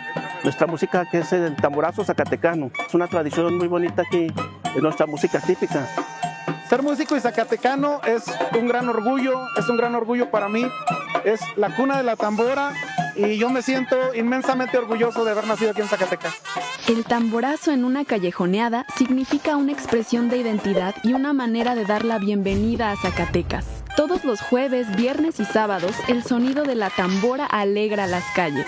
Se manifiesta la emoción, la alegría, ya que la música pues es alegría, a veces nos trae algún recuerdo y es muy bonito compartir uno pues este bonito arte de la música. Más allá de la música, la banda me ha enseñado que hay amistades que traspasan cualquier cosa. Aquí crecemos, aquí es nuestra segunda familia y aquí convivimos inclusive muchas veces más que con la propia. Yo siempre trato de estar alegre porque hay que transmitir la alegría a través de la música, pero también hay que estar alegres, no nomás la música. Hay que transmitir toda esta alegría a la gente porque a eso vienen, a divertirse. El tamborazo es el latido del corazón de Zacatecas. Sus ritmos contagiosos y su energía vibrante hacen que la gente se sienta orgullosa de sus raíces y sea una celebración que trasciende generaciones.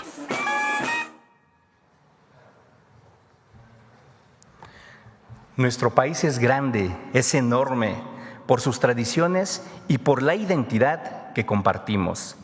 Las bandas zacatecanas nacieron como un festejo a la vida en medio del riesgo que implicaba la labor minera.